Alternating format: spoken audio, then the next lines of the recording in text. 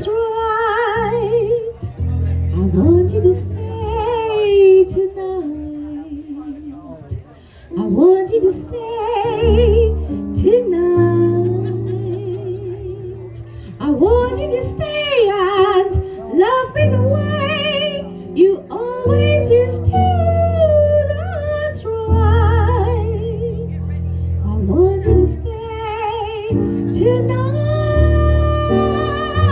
Now I know there'll be talk and tongues they can go, but we're above that, my dear, as you know. So go on and stay tonight. Go on and stay and hold me the way you always used to. That's right. I want you to stay tonight. Now I know there'll be talk and tongues they can go, but we're above that, my dear, as you know. So let's rekindle that spark tonight. Let's rekindle that spark, but paint in the dark the way we used to. That's right. I want you to stay tonight. Now I know there'll be talk and tongues they can go, but we're above that, my dear, as you know. So go on and stay tonight. Go on and stay and love me the way I know you want to. That's right. I want you to stay tonight.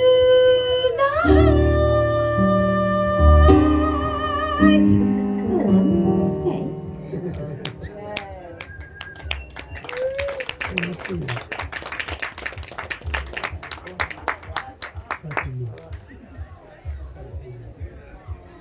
Okay, so this is the last song. This is my last song, and it's called A Cup of Tea. That's okay, you worked it out. You worked it out.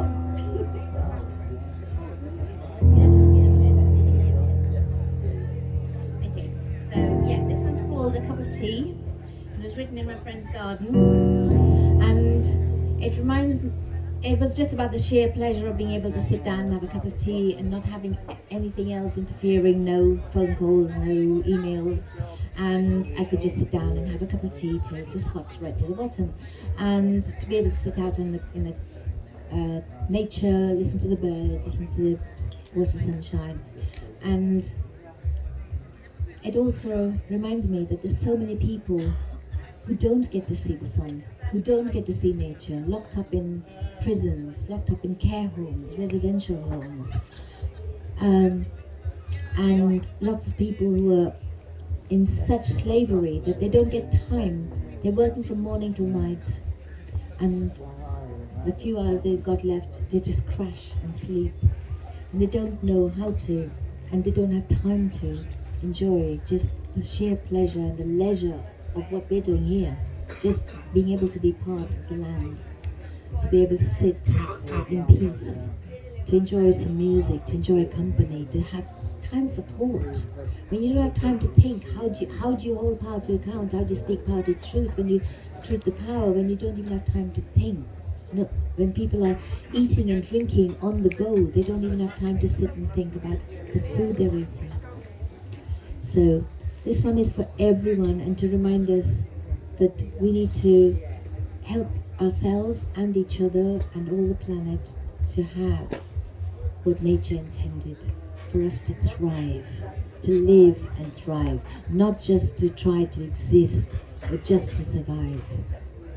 Even a lion, it chases its prey, it finds its thing, and then what does it do? It rests, it relaxes, it sleeps. Nature in the winter, it sleeps, it recuperates.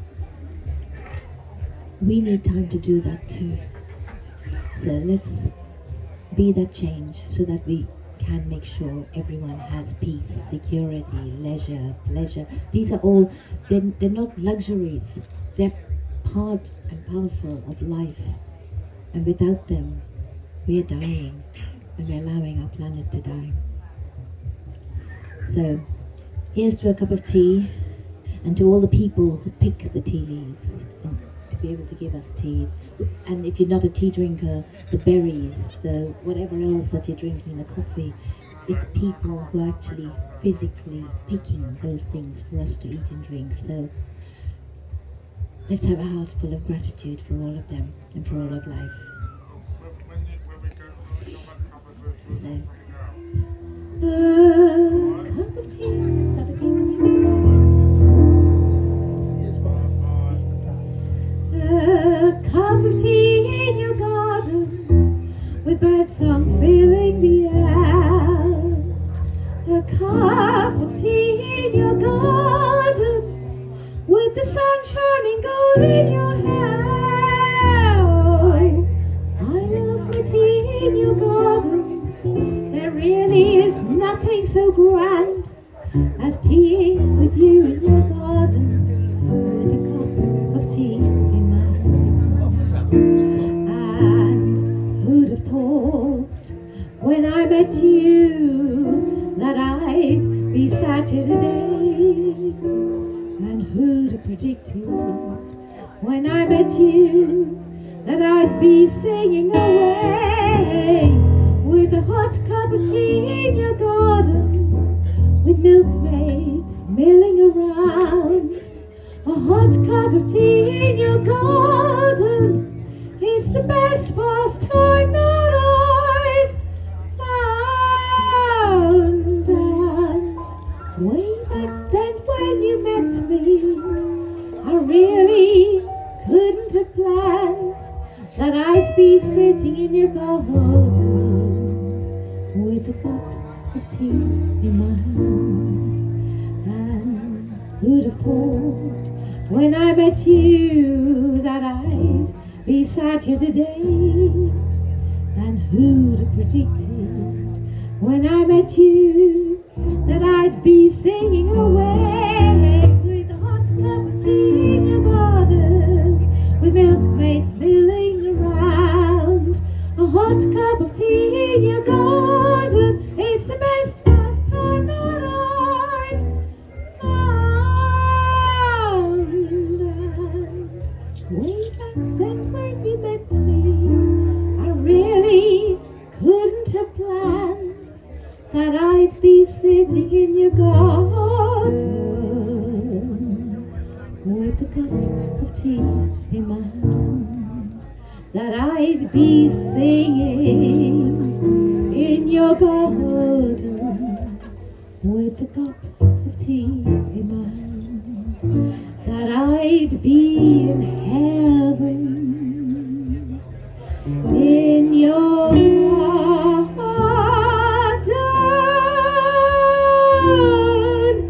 with a cup of tea in my hand, with a cup of tea in my hand, with a cup of tea in my hand, with a cup of tea in my hand. Let's look at you all join in. With a cup of tea in my hand, with a cup of tea in my hand, with a cup of tea in my hand, with a cup of tea in my hand, with a cup of tea in my hand, with a cup of tea in my hand, with a cup of tea in my hand, with a cup of tea in my hand.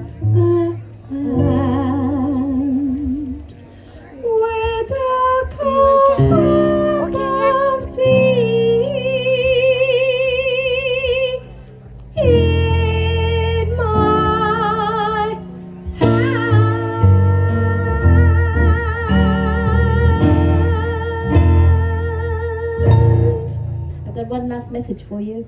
Would you mind picking that up for me, please? Who's the picture? Okay. Do you look after her? Palestine. We've been hearing about Palestine. We've been hearing about the starvation. We've been hearing about the bombs. We've been hearing about the number of people dying. What we're not hearing much about at all is about the fact that it is a disability crisis on top of everything else. Who they're not killing, they're leaving disabled, whether physically disabled or whether mentally through the trauma and the mental health issues. Yeah, for generations to come, the Palestinian people will be suffering the trauma and the mental health issues, and the children that have been left blind, the children that have been left maimed. They're going to need the whole entire planet to put pressure on the leaders of the countries that we live in that have provided the bombs, the funding, the support, the defense. Not just the leaders, but mainstream media, the BBC, everyone who's denied the genocide and denied that this is happening and allowed it to happen. They must all be held to account, and they must pay. We must make them pay. We must not leave it to the Palestinians to try to find and fundraise to be able to look after themselves and their people and their children. So remember, it's a disability crisis. I've got 2 art installations about disabled people, and I've got lots more information about the number of people who are dying in this country as a result of being disabled and left to die. The same people are doing the same in Gaza and around the planet. So let's stand up for disabled people, because disabled people are hit first, whether there's a flood, whether there's a fire, whether there's a war, conflict, whatever it is. Disabled people and their children and the disabled elders that they look after, they're the ones who can't run away from a fire or a flood. We need to stand in solidarity with the ones who are being hit first and hardest, knowing that first they came for them and then they'll come for the rest of us. So let's stop it there. Let's end that. Thank you. Oh, join Deepak.